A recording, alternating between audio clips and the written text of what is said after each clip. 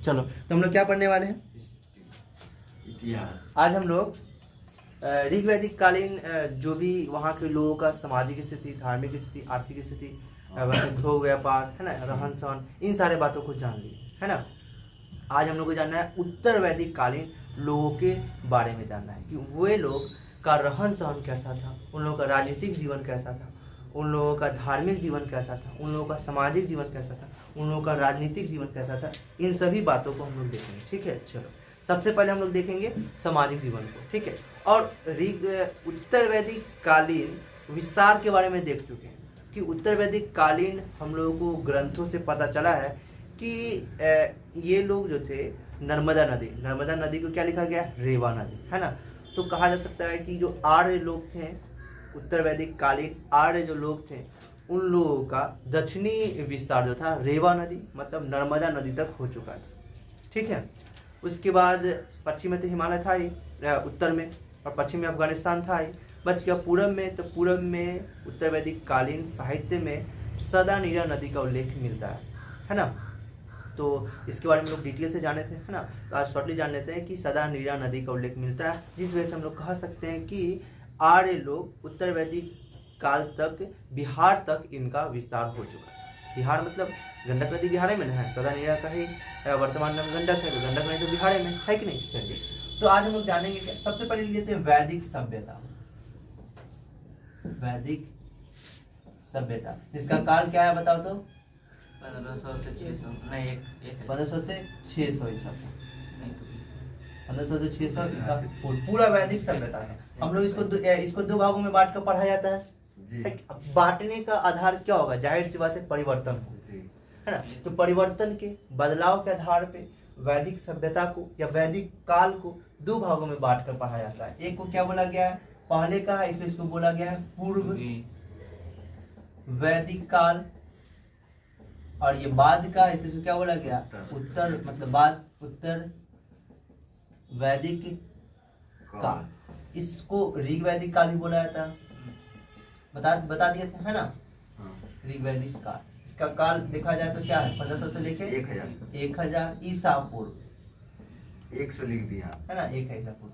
उत्तर वैदिक काल में क्या होगा? 1000 है तो 1000 से शुरू होगा 600 और खत्म 1000 ईसा पूर्व से लेकर खत्म कब होगा?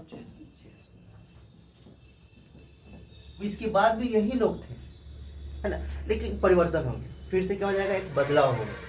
क्या होगा? लोहा का खोज होगा, है कि नहीं।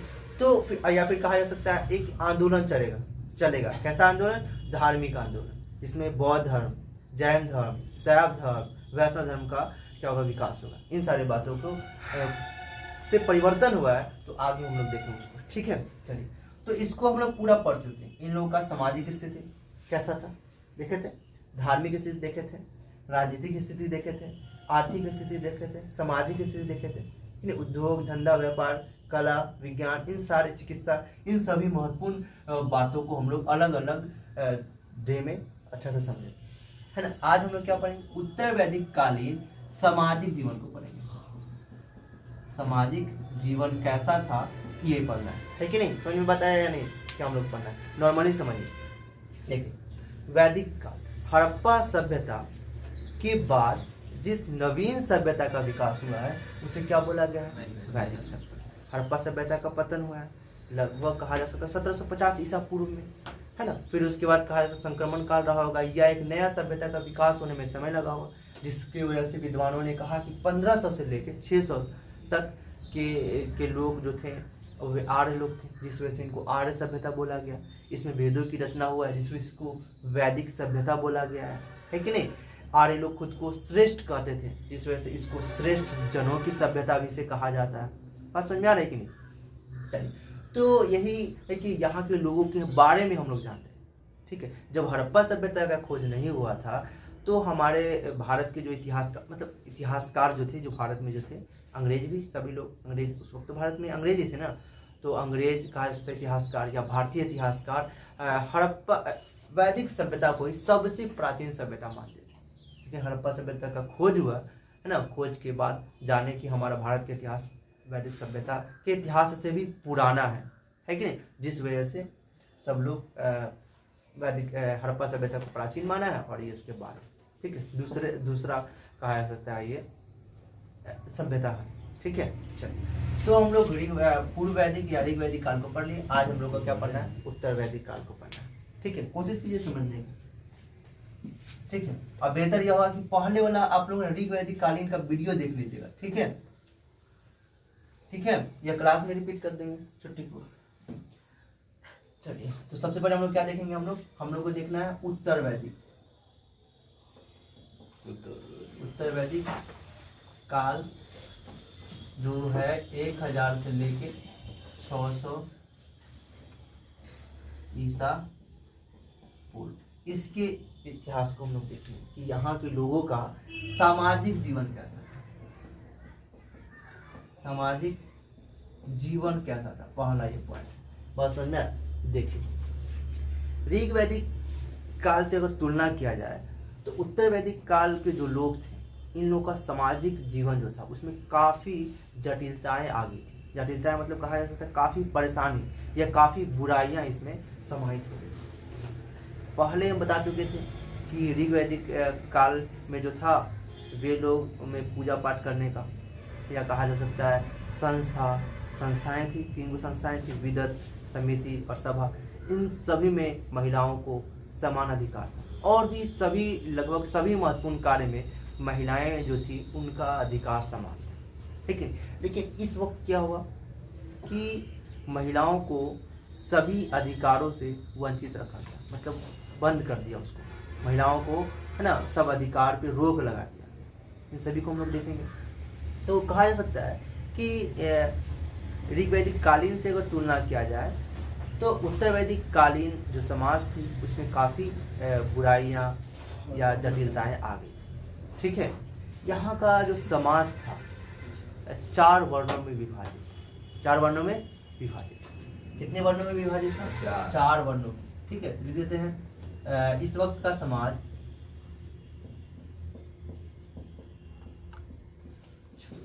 4 वर्णों में विभाजित। कितने वर्णों में विभाजित थी? 4 वर्णों में।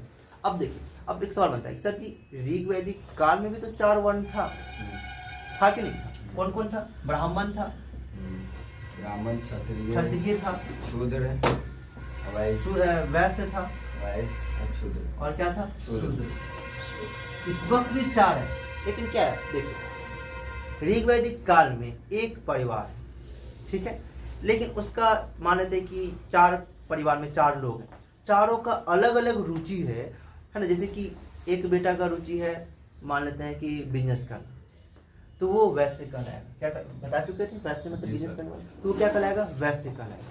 एक बेटा जो है उसका रुचि है, मान लेते हैं कि सेवा करना, वो पढ़ाई लिखाई नहीं किया, है ना, तो वो शूद्र है। और उसके पिता अध्यापन कर रहे हैं, तो उसके पिता क्या है? ब्राह्मण कहलाएंगे। और उसकी अम्मी जो है, मान लेते हैं कि युद्ध में, सेना में उनका रुचि है, तो उसकी अम्मी क्षत्रिय कहलाएंगे। मतलब एक ही परिवार है और 4 अलग अलग वो जात के हो सकते थे उस वक्त ऋग वैदिक काल में। पर इस वक्त स्पष्ट रूप से इसका विभाजन हो गया था, है ना, कर्म के आधार पर नहीं, जन्म के आधार पर। अगर कोई व्यक्ति ब्राह्मण में जन्म लिया है तो वो ब्राह्मण कहलाएगा, काम कुछ भी करे वो क्या कहलाएगा?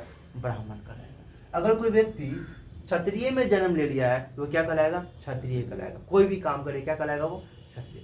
अगर कोई व्यक्ति वैश्य में जन्म ले लिया, उसका रुचि कुछ भी चीज में है, वो क्या कहलाएगा? वैश्य कहलाएगा। अगर कोई शूद्र में ले लिया है लेकिन उसका रुचि पढ़ने में और पढ़ाने में है, तो वो ब्राह्मण नहीं कहलाएगा, क्या कहलाएगा? वो शूद्र कहलाएगा। बात समझ में आया कि इस वक्त का जो समाज था 4 भागों में बटा हुआ था, लेकिन क्या था कि जन्म के आधार पर नहीं, कर्म के आधार पर नहीं, जन्म के आधार पर बटा हुआ था कि जो व्यक्ति जिस जात में या जिस गोत्र में जन्म लेगा वो वही कहलाएगा, वो वही कहलाएगा। अगर कोई शूद्र में जन्म ले लिया तो वो शूद्र कहलाएगा। शूद्र का मतलब सेवा करने वाला व्यक्ति, समझा? और वैश्य मतलब कहा जा सकता है व्यापारी जो होगा उसको वैश्य कहा गया। और क्षत्रिय युद्ध से संबंधित जो व्यक्ति होगा, ब्राह्मण जो अध्ययन अध्यापन का कार्य करता हो उसे क्या कहा गया? पंडित जी को, पुरोहित को क्या कहा गया? ब्राह्मण कहा गया। कोई दिक्कत है? इतना तक समझ में आ गया होगा। उत्तर वैदिक साहित्य में, किताबों में ब्राह्मण के लिए ऐही शब्द का प्रयोग किया गया है। किस शब्द का प्रयोग किया गया? ऐही। ऐही का मतलब होता है आइए। क्या होता है? आइए। और क्षत्रिय के लिए आगही शब्द का प्रयोग किया गया है। आगही का मतलब होता है आओ। उसका वैश्य के लिए आद्रव शब्द का प्रयोग किया गया है। इसका मतलब होता है जल्दी आओ।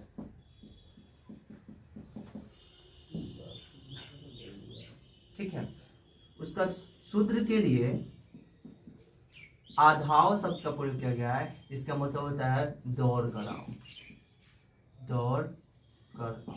तो यहाँ से समझ में आ रहा है कि सबसे ज्यादा इज्जत ब्राह्मण लोग का था। उत्तर वैदिक काल में सबसे ज्यादा इज्जत किसका होता था? तो कहा जा सकता है ब्राह्मण का, क्योंकि ब्राह्मण के लिए ऐही शब्द का प्रयोग किया गया। ऐही का मतलब होता है आइए। कितना ज्यादा रिस्पेक्ट दिया जा रहा है कि नहीं? और आगही के लिए आओ कहा जा रहा है, मतलब नॉर्मली। ठीक है। और इन दोनों को कहा जा सकता है इज्जत नहीं दिया जा रहा है ना। इन दोनों की स्थिति बहुत ज्यादा दयनीय हो गई थी, है कि नहीं? वैश्य के लिए क्या कहा जा रहा है? जल्दी आओ। आद्रव, जल्दी आओ। आद्रव संस्कृत का शब्द है। ठीक है। और शूद्र के लिए आधाव, मतलब दौड़ कर आओ। सबसे ज्यादा स्थिति इन तीनों से देखा जाए तो इसी का खराब है कि नहीं? इज्जत नहीं हो रही ना, इसको दौड़ कर आने मतलब जल्दी। क्या होता है कि जल्दी आओ, दौड़ कर आओ, गुस्सा में नहीं बोला जाता, दौड़ कर आओ, है कि नहीं? तो कहा जा सकता है इन चारों में अगर देखा जाए तो सबसे स्थिति जो खराब हो गया था वो किसका हो गया था? शूद्र का हो गया था। ठीक है। तो कहा जा सकता है उत्तर वैदिक कालीन साहित्यों में, ग्रंथों में, किताबों में, है ना, जो वर्ण व्यवस्था जो चार है, इन चारों के लिए अलग अलग शब्दों, अलग अलग देखा जाए अलग अलग शब्दों का प्रयोग किया गया है।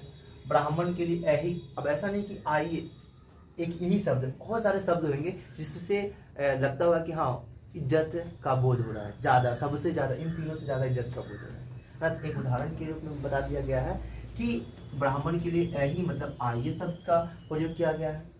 क्षत्रिय जो है उसके लिए आगही शब्द का प्रयोग किया गया, मतलब आओ। और वैश्य के लिए आद्रव और शूद्र के लिए आधाव। कोई दिक्कत है?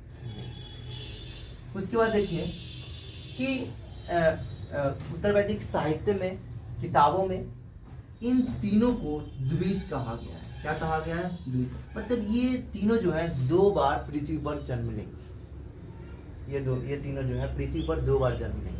इसको क्या कहा गया? द्विज कहा। ठीक है। और शूद्र जो थे, इनका स्थिति इन चारों में देखा जाए तो सबसे दयनीय था, सबसे खराब था। इसको अपात्र, आधारहीन समझा जाने लगा, मतलब सबसे खराब इसको समझा जाने लगा। ठीक है। और ये इसका ऐत्रेय ब्राह्मण ग्रंथ में एक ग्रंथ है जिसका नाम है ऐत्रेय ब्राह्मण ग्रंथ। ऐत्रेय ब्राह्मण ग्रंथ में इसके कार्य का वर्णन किया गया। इनके कार्यों का या कर्तव्यों का, कार्यों का वर्णन मिलता है।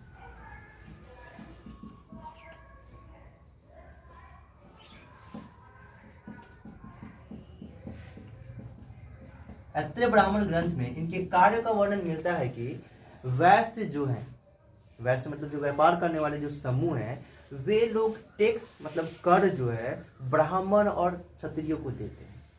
ब्राह्मण क्षत्रिय जो है अपना जीवन, है ना, वैश्य के जो दिया गया जो पैसा है उसी से गुजारते थे। ठीक है। समझ में बात आया होगा कि ब्राह्मण और क्षत्रिय जो है वैश्य से टैक्स उछलते थे, क्योंकि कमाने वाला, बिजनेस करने वाला कौन है?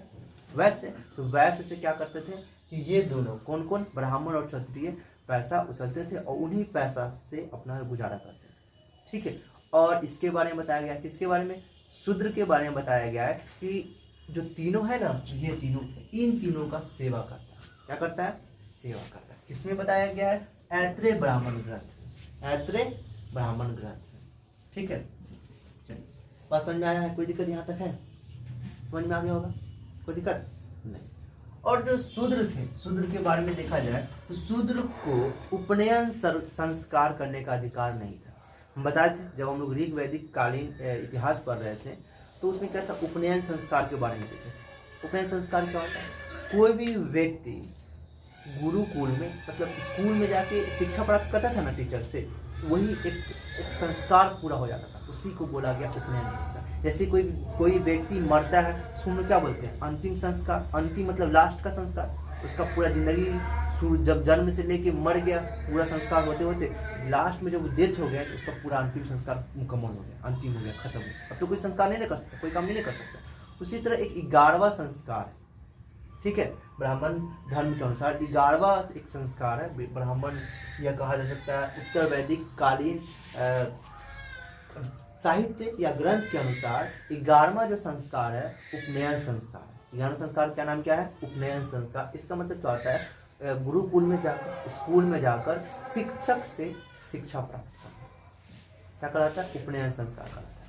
अब कोई व्यक्ति स्कूल या हाई स्कूल कॉलेज अगर नहीं जाएगा तो शिक्षा प्राप्त करेगा नहीं, शिक्षित व्यक्ति बनेगा नहीं बनेगा। तो इसको है ना कहा जा सकता है शिक्षा प्राप्त करने से रोक लगा दिया गया कि आप स्कूल नहीं जाइएगा और शिक्षा प्राप्त नहीं कीजिएगा, ठीक है।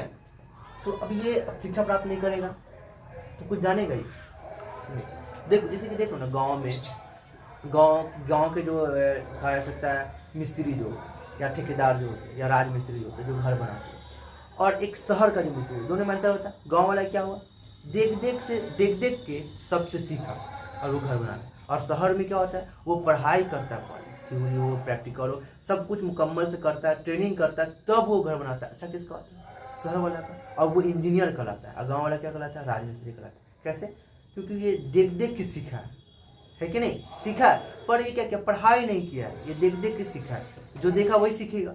और वो क्या किया, अच्छे से पढ़ाई किया है, सोचा है कि कैसे कैसे क्या कौन सा चीज़ डालना है, क्या कौन सा चीज़ ज़्यादा डाल देंगे तो घर कमज़ोर हो जाएगा, है ना। तो अच्छे से वो क्या कहा जा सकता है थ्योरी किया है, प्रैक्टिकल किया है, ट्रेनिंग किया है, तब वो घर बनाता है, और गाँव की तुलना में जल्दी वो घर बना देता है क्योंकि वो अच्छे से पढ़ाई किया है, ट्रेनिंग लिया है कि नहीं।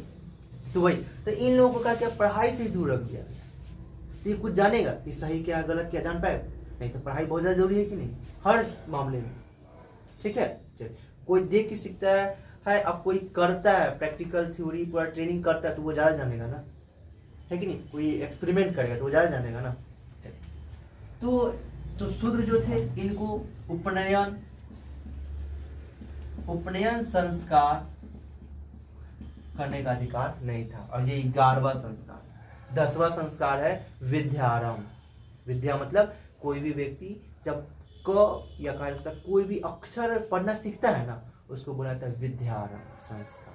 तो वो है 10वां संस्कार, ठीक है। और 11वां है स्कूल में जाकर सीखता है, और 12वां क्या है स्कूल में सीख रहा है अब वेद पढ़ेगा तो उसको बोला गया वेदारंभ संस्कार। वेद को पढ़ना शुरू किया, क्या बोला गया वेदारंभ संस्कार। संस्कार के बारे में हम लोग बाद में जानेंगे, ठीक है।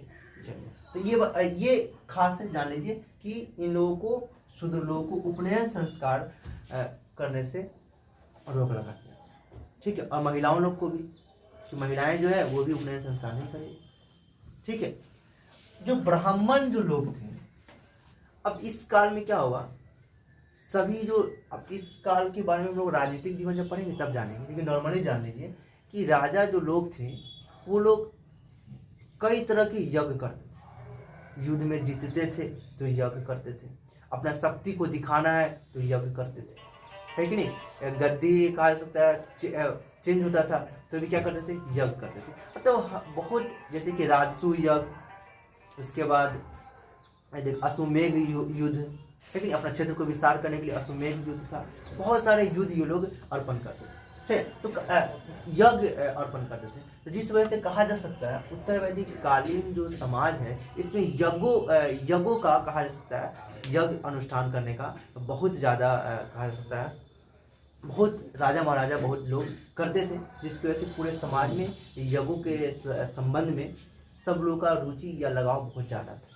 है ना। जिस वजह से ब्राह्मण जो लोग थे इन लोगों का, है ना, वर्चस्व या कहा जा सकता है शक्ति बढ़ गया था। अब देखो ना, अब सब लोग यज्ञ कर रहे हैं तो यज्ञ करेंगे कौन, ब्राह्मण ही तो करेंगे, तो ब्राह्मण का अधिकार बढ़ेगा कि नहीं बढ़ेगा, पावर बढ़ेगा कि नहीं बढ़ेगा, ठीक है। तो उत्तर वैदिक कालीन में ब्राह्मण जो थे उन लोगों का शक्ति, ठीक है, इन तीनों की तुलना में सबसे ज़्यादा था, सबसे अधिक था।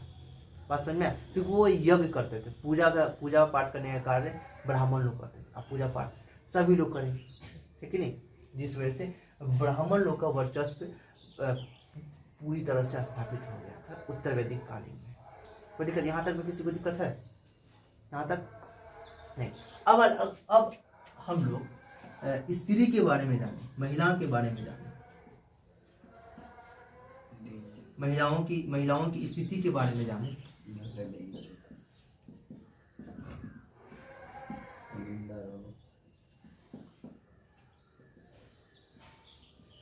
महिलाओं की स्थिति के बारे में अगर हम लोग देखें, ठीक है ना, महिलाओं की स्थिति के बारे में अगर देखें तो महिलाओं को सबसे पहले उपनयन संस्कार करने से रोक लगा दिया गया कि महिलाएं जो हैं वे लोग उपनयन संस्कार नहीं करेंगी, मतलब स्कूल में जाके शिक्षा प्राप्त नहीं करेंगे। फिर भी शतपथ ब्राह्मण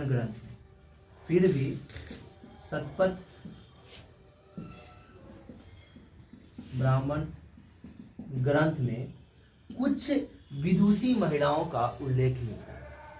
मतलब उत्तर वैदिक काल में महिलाओं को उपनयन संस्कार करने से रोक लगा था, फिर भी कुछ महिलाएं थी जो शिक्षा को प्राप्त की, जिनसे कह सकते हैं कोई भी कारण से वो शिक्षा प्राप्त की।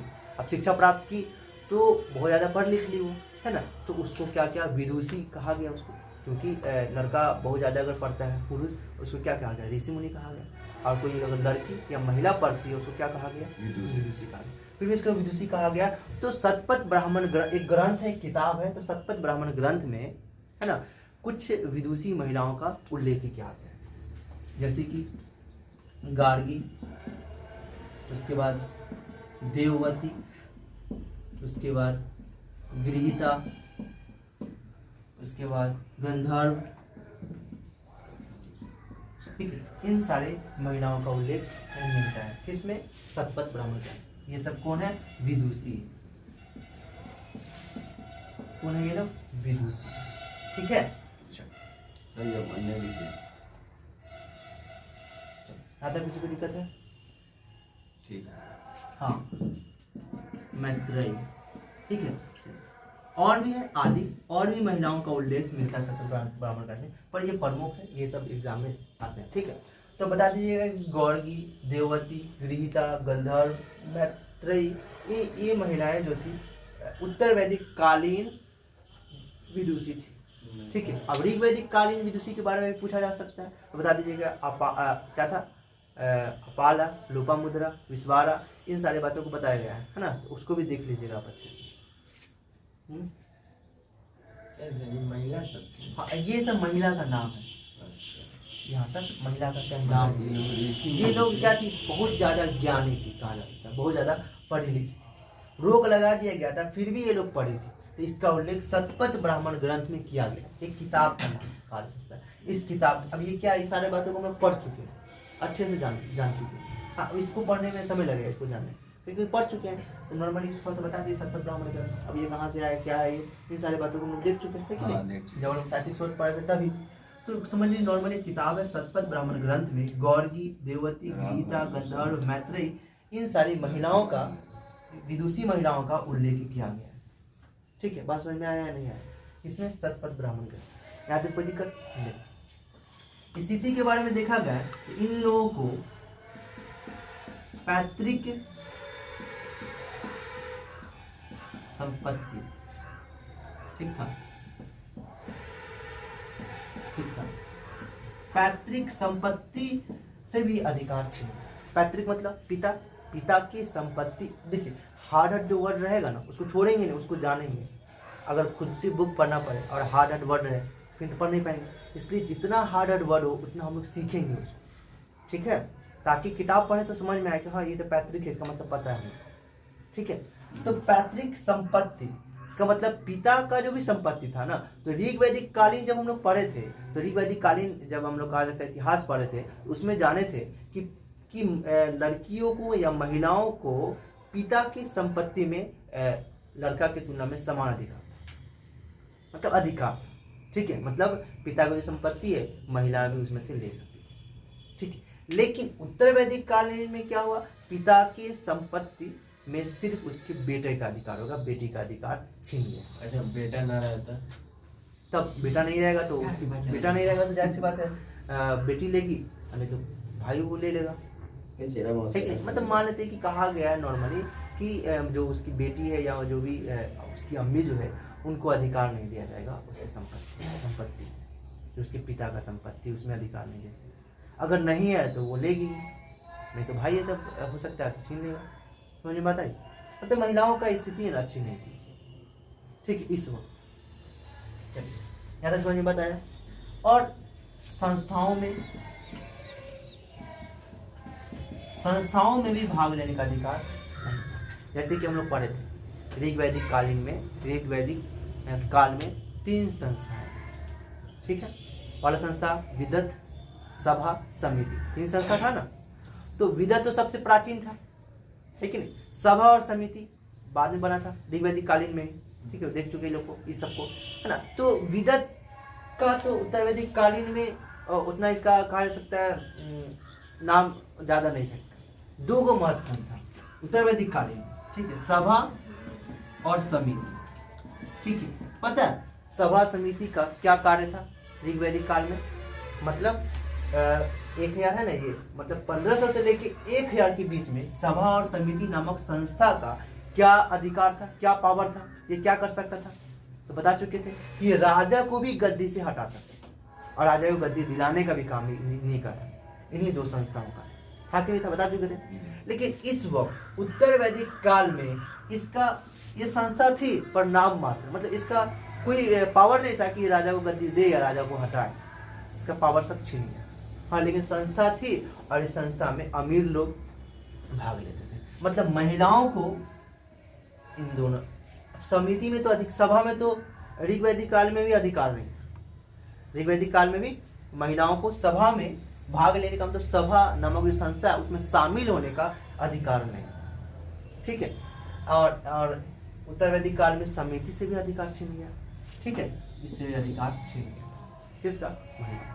तो सिंपल सा समझ लीजिए, ये 2 संस्था है या विदत का तो नामो निशान खत्म हो गया। सभा और समिति जो था, इन दोनों का जो पावर था ऋग वैदिक काल में कि राजा को गद्दी से हटाना और गद्दी दिलाना, अब इसको छीन गया। अब ये राजा पे डिपेंड है, जब चाहे राजा इसको बंद कर दे या क्या कर दे, रहने दे। क्योंकि राजा क्या था, वंशानुगत हो गया, राजा का बेटा ही राजा बनेगा, ऐसा हो गया था। कब? उत्तर वैदिक काल में। और राजा क्या था, शक्तिशाली हो गया था, है कि नहीं? शक्तिशाली हो गया था तो वो लोग यज्ञ भी करने लगे अपने शक्ति को दिखाने के लिए। अश्वमेध यज्ञ था जो क्या था, घोड़ा को छोड़ देते थे वो लोग, जिसमें पावर है, कहा जा सकता है युद्ध करने की क्षमता है, वो घोड़ा को रोकेगा। जो घोड़ा को रोकता था उससे जो राजा घोड़ा छोड़ा है उस दोनों में युद्ध होता था और बहुत युद्ध होता था। जो युद्ध होता था, मतलब घोड़ा को जो रोकेगा उसको युद्ध करना, और जो शक्तिशाली होगा वही ना घोड़ा छोड़ेगा। आम आदमी तो घोड़ा, आम छोटा मोटा राजा तो घोड़ा छोड़ेगा नहीं, चलो, क्योंकि छोटा मोटा राजा अगर घोड़ा छोड़ देगा जो भी उसके पास वो भी छीन जाए, है कि नहीं? जो पावरफुल राजा होगा वही ना घोड़ा छोड़ेगा, ताकि जहां तक जाए पूरा क्षेत्र इस राजा का हो जाए। ठीक है, इस राजा का हो जाए। अब कोई राजा अपने आप को पावरफुल समझ रहा है, तो घोड़ा को रोकता है कि मेरे एरिया में नहीं है, क्या करिए, रोक दिया। अब जो छोड़ा है अब उस राजा में युद्ध हो, ठीक है, वो जीत गया तो अच्छी बात है। अगर ये जीत गया जो घोड़ा छोड़ा था, वो उसका पूरा जितना साम्राज्य था, जितना भी जो राज्य पे अधिकार करता, इसका हो जाएगा। ठीक है, चलिए, कोई कोई रोकते भी थे, नहीं भी रोकते थे। इन सारी बातों को हम कब जानेंगे? जब राजनीतिक स्थिति जानेंगे तब। यहाँ तक में किसी को दिक्कत है तो बोलो। नहीं, समझ में आ गया होगा, है ना, कि शूद्रों का स्थिति बहुत ज्यादा, अत्यंत कहा जा सकता है दयनीय, बहुत ज्यादा खराब हो गया। ठीक है, और महिलाओं की स्थिति भी तो, ठीक है, पैतृक संपत्ति, पिताओं की संपत्ति से अधिकार छीन गया। संस्थाएं, समिति नामक संस्थाएं से इन लोगों का अधिकार, सभा में शामिल, समिति नामक संस्था में शामिल होने का अधिकार छीन गया। उपनयन संस्कार करने का अधिकार छीन गया, है कि नहीं? पूजा पाठ करने का भी अधिकार छीन गया। पूजा पाठ करेगा कौन? ब्राह्मण करेंगे। ठीक है, और वैदिक काल में क्या था कि पूजा पाठ अगर कोई व्यक्ति चाह रहा है तो खुद भी कर सकता, पर इस वक्त पूजा पाठ कौन करेगा? तो ब्राह्मण ही करेगा। ठीक है। और जब हम धार्मिक स्थिति धार्मिक जीवन पढ़ेंगे तब और भी थोड़ा सा क्लियर होगा, ठीक है ना। पर अभी समाज के बारे में जान रहे हैं, थोड़ा बहुत जान रहे हैं, कुछ धार्मिक से रिलेटेड थोड़ी सा बात जान रहे हैं, ठीक है। तो इस समाज में इन सारी बातों को देखा गया है। कब का? उत्तर वैदिक कालीन समाज। इसमें कोई दिक्कत किसी को है नहीं। इस वक्त के समाज में जो विवाह जो होता था, शादी विवाह जो होता था, वो 8 तरह से होता था। कितने तरह से होता था? 8 तरह से। अच्छा, तो अब हम लोग विवाह के बारे में देख लेते हैं। यहाँ तक में किसी को दिक्कत है? देखिए, विवाह का अर्थ क्या होता है? शादी। शादी का अर्थ क्या होता है? मतलब वधु को वर के घर ले जाना या पहुंचाना विवाह का।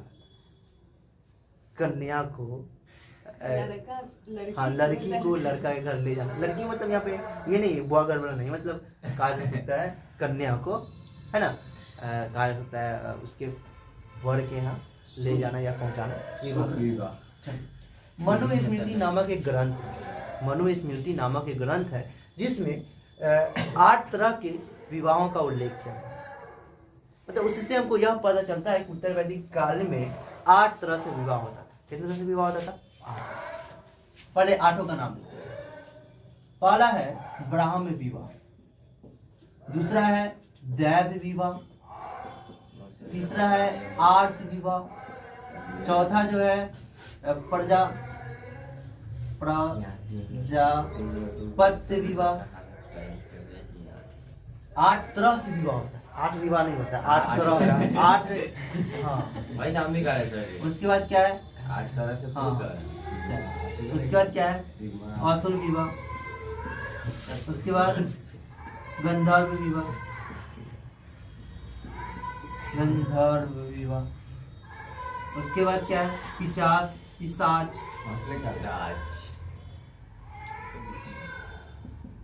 और लास्ट में है राक्षस विवाह। वही चल रहा है। अभी अभी राक्षस, राक्षस, राक्षस होता है ना? यस सर, अभी कौन वाला है इसमें से? राक्षस, राक्षस। चलिए, तो ये 8 तरह से विवाह होता है। अभी इसमें देखा जाए तो अभी जो विवाह जिस हिसाब से होता है वो क्या होता है? उस वक्त देखा जाए तो ब्राह्मण विवाह या ब्राह्मण विवाह, ब्राह्मण विवाह। अभी कैसे होता है विवाह कि लड़की का पति है ना क्या करता है कि गुणवान लड़का को या योग्यपूर्ण लड़का को ढूंढता है ना, करता है। और क्या करता है, उसको शादी जब होती है तो क्या करता है, दोनों को अच्छे से सजाया जाता है ना, अच्छे अच्छे आभूषण पहनाए जाते हैं। उसके बाद क्या होता है, यज्ञ अनुष्ठान होता है, पूजा पाठ होता है, उसके बाद शादी होती है। लेकिन सेम वही बात है, सेम वही बात इस वक्त क्या होता कि लड़की का पिता गुणवान लड़का को ढूंढता था, ढूंढने के बाद वस्त्र आभूषण से तैयार करके पूजा पाठ, यही सब भी पूजा पाठ के साथ उनका विवाह होता था, ब्रह्म विवाह कहलाता था। कोई दिक्कत समझ में आ गया ना? इसको लिख लीजिएगा या नोट्स में होगा, नॉर्मली समझिए। ब्रह्म विवाह क्या है? अभी जैसे सेम जो विवाह है ना उसको ब्रह्म विवाह कहा गया। किस वक्त? उत्तर वैदिक काल में। कोई दिक्कत है नहीं कि लड़की का पिता जो है लड़की के लिए अच्छा गुणवान योग्य वाला एकदम अच्छा सा शिक्षित पढ़ा लिखा हो ढूंढता है, ढूंढने के बाद अच्छा से पूजा पाठ के द्वारा शादी होता है, उसको क्या कहा गया? ब्राह्म विवाह। दैव विवाह क्या होगा? यज्ञ करने वाला जो पुरोहित है, तो पुरोहित से विवाह करना दैव विवाह कहना है। मतलब पंडित जी समझ सकते हैं, है ना। तो यज्ञ अनुष्ठान करने वाला पुरोहित से विवाह करना जो विवाह होता था उसको क्या कहा गया? दैव विवाह कहा गया। कोई दिक्कत है? आर्ष विवाह क्या है? आर्ष विवाह क्या है? देखिए, आर्ष विवाह में क्या होता है? हाँ, आर्ष विवाह में क्या होता है समझिए।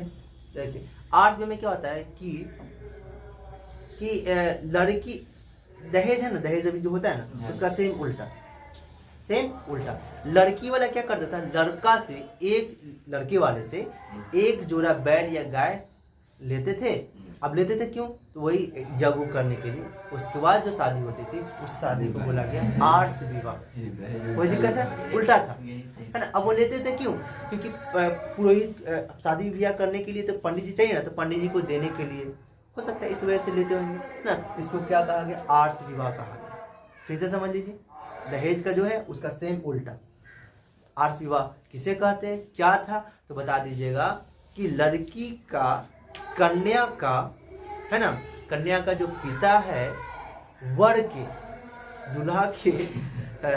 दूल्हा के घर वाले से या दूल्हा से ना एक जोड़ा बैल या गाय लेकर विवाह करते थे। दहेज उल्टा तो क्या कहा गया? आर्ष विवाह। प्रजापत्य विवाह क्या है? जो वर है वो खुद लड़की के पिता के पास विवाह के लिए आमंत्रण पत्र लेके जाता था कि हम आपकी बेटी से शादी करना चाहते थे। तो वैसे विवाह को क्या कहा गया? प्रजापत्य विवाह कहा गया। कोई दिक्कत है? नहीं, भागने भगने वाला बात नहीं है, समझ में आया? चलिए, तो ये नॉर्मली क्या है, मतलब अच्छी बात है, उसके पिता के ऊपर डिपेंड करता है। अगर देखेगा कि लड़का अच्छा है तो वो इनका क्या करे, एक्सेप्ट करेगा, नहीं इनकार कर देगा, बात खत्म, है कि नहीं। अब जिद उद करेगा तो इधर आ जाएगा, किधर आ जाएगा? इस चारों में आ जाएगा। अगर लड़का क्या करता है, जोर जबरदस्ती करता है तो पिशाच कहलाएगा, किडनैप करता है तो राक्षस कहलाएगा, है कि नहीं, राक्षस विवाह कहलाएगा। तो ये इधर आ जाएगा। कोई दिक्कत यहाँ तक वो समझ में आया? हाँ। किसी को दिक्कत है? नहीं। इसको नोट कीजिए, पहले इसको नोट कीजिए, उसके बाद आगे बताइए।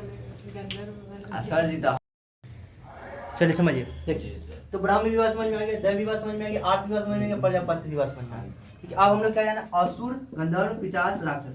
अब देखिए, असुर क्या था? अब कन्या का पिता क्या करते थे, अपनी बेटी को किसी से बेच देते थे, पैसा के लिए बेच देते थे। और तब जो शादी होती थी, विवाह जो होता था, क्या बोला गया उसको? असुर। कोई दिक्कत नहीं, मतलब वधू या कन्या के पिता किसी दूसरे लड़का या कहा जा सकता है व्यक्ति से पैसा के लिए बेच देता था, तब जो विवाह होती थी असुर विवाह कहलाती। गंधर्व विवाह क्या समझ लीजिए, गंधर्व विवाह क्या समझ लीजिए, समझो गंधर्व विवाह क्या है। देखो, मतलब लड़का लड़की में जो अट्रैक्शन होता था, जो प्यार होता था, उससे जो शादी होती थी उसको क्या बोला गया? गंधर्व। ठीक, लव स्टोरी सर जी। लव मैरिज कहा जा सकता है हाँ। किसको? गंधर्व को। पिशाच क्या? पिशाच क्या? सोई हुई लड़की या मान लो कि पागल लड़की, उसके साथ जोर जबरदस्ती करके जो विवाह होता था उसको पिशाच विवाह कहते। कोई दिक्कत है? ये इमोशन लगा नहीं है। और राक्षस होगा, ठीक है। जी सर। किसी लड़की को, कन्या को किडनैप, अपहरण करके जो विवाह होता था उसको राक्षस विवाह कहा गया। ठीक, और बात जान लीजिए, इस चारों को मतलब कहा गया है, निंदा किया गया, मतलब ये चारों अच्छा विवाह नहीं है। इस चारों विवाह को प्रशंसा किया गया, इस चारों को मान्यता प्राप्त है, मतलब कहा जा सकता है अच्छा है। ठीक है, ये अच्छा शादी है, बुरा सर कहा जा सकता है। ठीक है, मतलब इसकी बुराई की गई है, इसकी प्रशंसा की गई है, इसकी प्रशंसा की गई और इसकी बुराई की गई। ठीक है, बस समझ में आ गया। ये था विवाह। इसके बारे में थोड़ी सी बात हम लोग जानते हैं। विवाह में पूरा कंप्लीट हो गया, समझ में आ गया होगा कि अभी के जैसा, वर्तमान के जैसा जो अभी जैसा जो विवाह होता है ना, सेम विवाह ब्राह्मण विवाह कहलाता है। ठीक है, मतलब लड़की का जो पिता होता है गुणवान या योग्यपूर्ण व्यक्ति को ढूंढता है और यज्ञ के द्वारा अच्छा से शस्त्र वर्ग के आभूषण पहन के जो शादी विवाह होता था उसको ब्राह्मण विवाह उस वक्त कहा गया है। दैव विवाह क्या होता है? यज्ञ अनुष्ठान करने वाले जो पुरोहित जो होते हैं उससे शादी करना दैव विवाह कहलाता है। आर्ष विवाह क्या है? आर्ष विवाह क्या है? तो लड़की का जो पिता है वो लड़के वाले से एक जोड़ा बैल या गाय लेता था यज्ञ अनुष्ठान करने के लिए, यज्ञ करने के लिए या पुरोहित को देने के लिए, तब जो विवाह होती थी उसको आर्ष विवाह कहा गया है। प्रजापत्य विवाह क्या है? कि जो वर है वधु के पिता से मतलब आमंत्रण लेके जाता है कि मैं आपकी पुत्री से विवाह करना चाहता हूँ, तो वैसे विवाह को क्या बोला गया है? प्रजापति विवाह गया। असुर क्या है? कि पिता, कन्या का पिता धन के लिए या धन के लालच में बेच देता था और जो बिक्री होता था उसको क्या बोला, जो शादी होती थी उसको असुर बोला गया है। गंधर्व में क्या होता है? तो लव मैरिज सेम कहा जा सकता है। ठीक है, चलिए, मतलब एक लड़का और लड़की दोनों में प्यार हो गया तो उस अट्रैक्शन हो गया, उससे जो शादी होता था उसको गंधर्व बोला गया। पिशाच में क्या होता है? सोई हुई या पागल या मदमस्त असचेत लड़की के साथ जोर जबरदस्ती करके जो शादी होता था उसको पिशाच बोला। सर सोई हुई मतलब मतलब बेहोश है वो, अच्छा। दवा खिला दिया है ऐसा समझिए। उसके बाद जो शादी होती थी उसको क्या बोला गया है? पिशाच बोला। राक्षस क्या है? तो किसी को अपहरण करके किडनैप करके शादी करना। इसमें कोई दिक्कत है नहीं? चलो यहाँ तक समझ में आ गया। इसमें थोड़ी सा बात जान लीजिए। अब दिख रहा होगा ना? नहीं। चलो इसमें जान लीजिए गोत्र क्या है।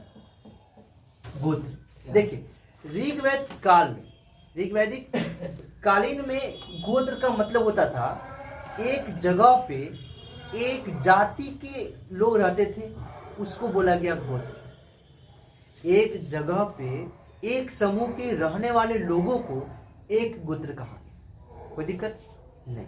लेकिन उत्तर वैदिक काल में क्या हो गया कि एक पुरुष के पूरे वंशज को क्या कहा गया? गोत्र कहा गया। मतलब पुरुष, एक पुरुष मान लीजिए दादा परदादा मान लेते कोई गोत्र के, उसका बेटा पोता आते आते दादा दादी नहीं, दादी मतलब महिला जो थी उनके हिसाब से गोत्र का निर्धारण नहीं। चलो अब देखो ये गोत्र क्या है, समझ में आ गया होगा। समझ में आ गया होगा गोत्र क्या है कि एक जगह पे एक समूह के लोगों को एक गोत्र कहा गया। किसी स्थान पे एक समूह के लोग रहते हैं, उसी को क्या कहा गया? गोत्र कहा गया। कब? ऋग्वैदिक काल में। लेकिन उत्तर वैदिक काल में क्या हो गया है ना कि कोई एक पुरुष है, उसके पूरे वंश को क्या कहा गया? एक गोत्र कहा गया।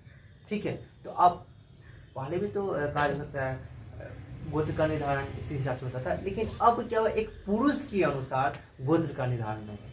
ठीक है, गोत्र मतलब समझ लीजिए एक खानदान। ठीक है, कोई मतलब भी खानदान होता है, जो खानदान जब बड़ा रूप ले लेगा तो क्या कहलाएगा? गोत्र कहलाएगा। ठीक है, चलो यहाँ तक समझ में आ गया होगा। चलो तो इस वक्त गोत्र के बारे में हम लोग जान लिए। चलो एक और बात जानना कि हम बता चुके थे उपनिषद क्या होता है। गुरु के पास बैठ के शिक्षा प्राप्त करना, हाँ गुरु के समीप बैठना उपनिषद कहलाता है। गुरु के समीप बैठना उपनिषद। एक उपनिषद है जिसका नाम क्या है? जावालो उपनिषद। क्या नाम है?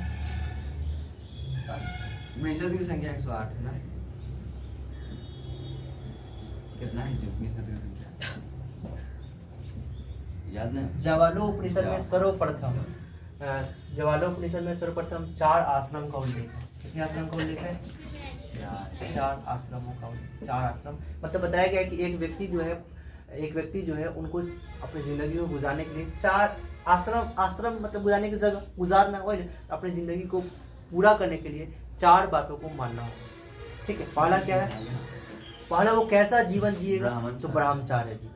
मतलब ब्रह्मचार्य जीवन, ब्रह्मचार्य मतलब 1 से तक 0 से जिस दिन जन्म हो उस दिन से 5 साल तक तो वो गुरके का चले बोलेगा। ठीक है, दिमाग में। लेकिन 5 से लेके 25 साल तक क्या करेगा? वो स्कूल में जाएगा, अच्छा से वो शिक्षा प्राप्त करेगा। ठीक है, उसको शादी विवाह या सामाजिक जीवन, धार्मिक जीवन इनसे कोई मतलब नहीं है। क्या करेगा? अच्छा से वेद पढ़ेगा, मतलब अपना शिक्षा प्राप्त करेगा।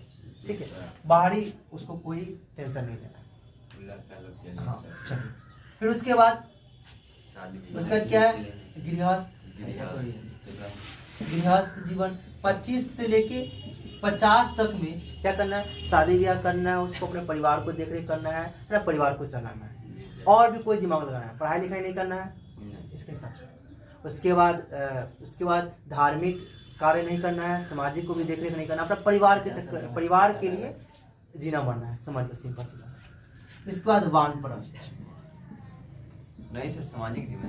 हाँ, वानप्रस्थ में क्या है? अब सामाजिक जीवन जिए, समाज के लिए कुछ करे, धार्मिक जीवन जिए,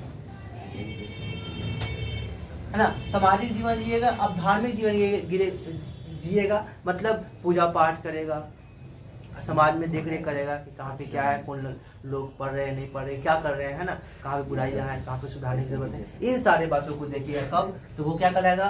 वो वानप्रस्थ आश्रम में प्रवेश कर गया, मतलब 50 से लेके 75 तक, 50 से लेके 75 के आयु तक। अगर आगे जितना साल तक जिए, है ना, तो कहा जा सकता है 75 से लेके जितना साल तक जिए वो, इसको बोला गया सन्यासी जीवन। क्या बोला गया? सन्यासी सन्यासी जीवन। अपना वो क्या करेगा, आप जंगल में जाएगा, तपस्या करेगा, सन्यासी जीवन अपना जिएगा। उसको आप इन तीनों को त्यागना है, कुछ भी नहीं करना है आप उसको, किसी से कोई मतलब नहीं, अपना क्या करना है, खोना है, अकेले में मस्त। ज्ञान। हाँ, अकेले में सन्यासी जीवन जीना है ना। चलिए, सब मोह माया हो गया, करना होगा, त्यागना हो। चलिए, इन सारी बातों को हम लोग देख लिए है कि नहीं। नेक्स्ट डे हम लोग क्या पढ़ेंगे, राजनीतिक जीवन को देखेंगे कि उत्तर वैदिक कालीन जो लोग थे उन लोगों का राजनीतिक जीवन कैसा था। जैसे कि हम लोग ऋग वैदिक कालीन राजनीतिक जीवन को जाने, कल हम लोग उत्तर वैदिक कालीन राजनीतिक जीवन को जानेंगे कि उनका शासन प्रशासन किस हिसाब से था, कैसे वो लोग करते थे। ठीक है, चलो फिर उसके बाद हम लोग आगे कंटिन्यू करेंगे धार्मिक जीवन, उसके बाद आर्थिक जीवन, उद्योग धंधा व्यापार, ये सब हम लोग देखेंगे। यहाँ समझ में आ गया होगा। ये बात जान लीजिए, उत्तर वैदिक कालीन जो लोग थे बाघ, हाथी, मछली, चावल, इन सब, और अभी जो भी आप लोग देख रहे हैं इन सब जानवरों से, पशुओं से परिचित थे। ठीक है, हाँ, लेकिन ऋग वैदिक कालीन जो लोग थे हाथी से, बाघ से परिचित नहीं थे। ठीक है, यहाँ पे सवाल बनता है कि क्या ऋग वैदिक कालीन लोग हाथी बाघ से परिचित थे, मछली से परिचित थे, तो आप बोलिएगा नहीं। वैदिक काल के लोग, ऋग वैदिक ऋग कालीन, वैदिक। और ये लोग थे हाँ हाथी, बाघ, मछली, चावल, ये सबसे परिचित थे।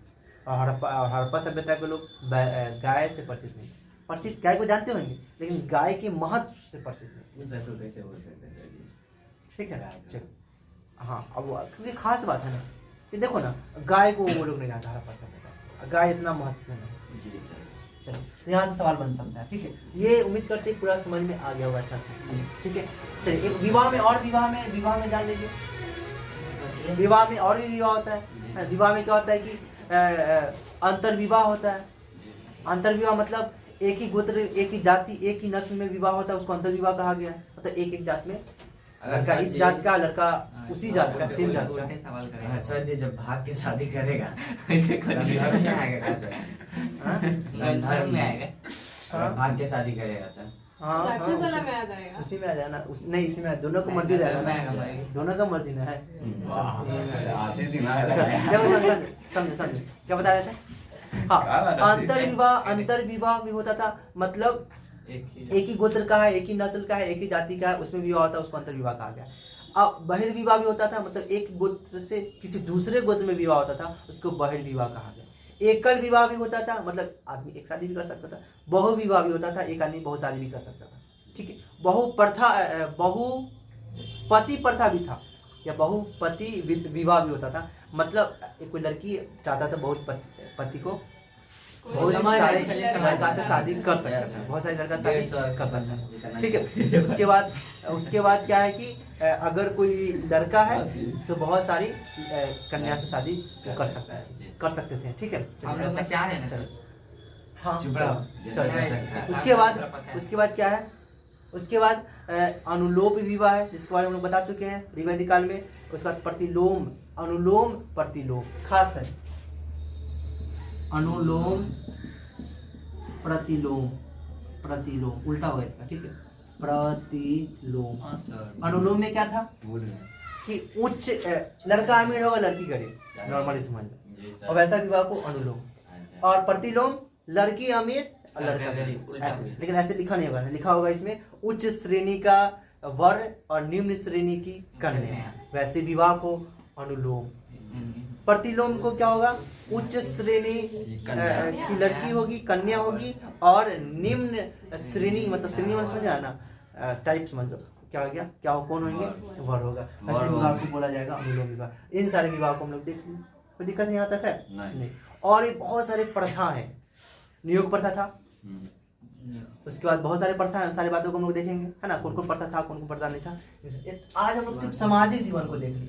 ठीक है, इसके बाद हम लोग जानेंगे पुरुषार्थ क्या है, एक पुरुष का अर्थ क्या है। एक पुरुष को, पुरुष मतलब व्यक्ति नहीं, पुरुष मतलब एक इंसान, संपन्न, एक बढ़िया इंसान होने के लिए किन बातों को ध्यान रखना होगा, तो 4 बातों को पूरा करना होगा। क्या क्या है, तो धर्म, अर्थ, काम, मोक्ष, ये 4 बात अगर कोई व्यक्ति करता है, इसका मतलब वो एक क्या है, एक मतलब एक कहा जाता है एक विवेकशील या एक बढ़िया सा इंसान कहलाएगा, मतलब उसको मोक्ष की प्राप्ति हो जाएगी।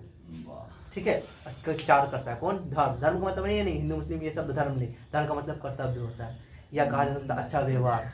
इसमें अच्छा व्यवहार मतलब उसको धर्म कहा जा सकता है, धर्म कहा जाता है, अच्छा व्यवहार हो या कर्तव्य को जो पालन करता है वो धर्म। ठीक है, तो धर्म का मतलब ये वाला धर्म नहीं। एक संप्रदाय के लोगों को भी धर्म, एक संप्रदाय या एक संप्रदाय को मानने वाले लोग जो होते हैं या समूह जो होते हैं उसको भी धर्म कहा जाता है। लेकिन यहाँ पर धर्म कहलाएगा क्या कहलाएगा? धर्म। धर्म का मतलब कर्तव्य या अच्छा विचार, अच्छा व्यवहार, क्या कहलाएगा? धर्म कहलाएगा। ठीक है, तो सबसे पहले क्या होना चाहिए? अपने कर्तव्य को पहचानना चाहिए कि हमारा क्या काम है। ठीक है, दूसरा क्या है? धन। अब धन होगा तभी तो पूजा पाठ या किसी के भलाई या कुछ भी काम होगा, है ना। तो देखिए, तो धर्म में मतलब ब्राह्मण धर्म में यह कहा जा सकता है उत्तर वैदिक काल में धन कमाने के मतलब कहा गया है कि कोई धन कमाना पवित्र काम है, पैसा कमाना। ठीक है, तभी तो कहा जाता है धर्म वाला कार्य होगा, कर्तव्य निभाएंगे। कर्तव्य का मतलब क्या होगा? किसी को कुछ परेशानी है तो कुछ देंगे, तभी पैसा मान लेते देंगे तभी तो परेशानी दूर होगा। जो मदद करने लायक होगा तो मदद करेंगे, लेकिन कोई ऐसा कुछ खरीदना होगा उसको, तो मेरे पास नहीं है तो कुछ उसको चाहिए पर मेरे पास नहीं, तो पैसा देंगे तभी तो होगा। तो पहला क्या है? धर्म, कर्म। दूसरा काम शादी क्या करना है वो, लास्ट क्या है? मोक्ष, मर जाएगा। ठीक है, ये चार है। चलिए, इन सारे पुरुषार्थ के बारे में डिटेल से हम लोग नेक्स्ट या सेपरेट वीडियो में डाल देंगे। हो सके तो यूट्यूब पे उसको डाल देंगे, ठीक है, या हो सके तो क्लास में पढ़ा देंगे उसको। ठीक है, जैसे भी आप लोग देख लीजिएगा। चलिए, पुरुषार्थ के एक सेपरेट वीडियो डालेंगे बढ़िया से। ठीक है, चलिए, नॉर्मली पुरुषार्थ क्या होते हैं? 4 होते हैं, एग्जाम पूछाएगा। 4 होते हैं, धर्म, अर्थ, काम, मोक्ष। अभी चारों के बारे में बता दिए, हो गया। लेकिन इतना नहीं है, इसके अंदर हम जाएंगे कि कौन कौन विद्वान लोगों ने धर्म, अर्थ, काम को बोला गया है। इन तीनों करने के बाद एक अच्छा पुरुष होने का मतलब हो जाएगा। पुरुष मतलब एक कार्य से श्रेष्ठ पुरुष कहलाएगा, है ना। कोई कहा गया 2 होना चाहिए, कोई कहा गया 4 को मानना है। इन सारी बातों को हम लोग नेक्स्ट देखेंगे। उम्मीद करते सभी अच्छा लगा होगा। नेक्स्ट डे हम लोग आगे कंटिन्यू करेंगे। ठीक है, इसको देखने के लिए इस तरह का कार्य सकता है डीप में पढ़ने के लिए ना, हमारे चैनल को सब्सक्राइब करके हमसे जुड़ सकते हैं। Thank you so much for watching this video.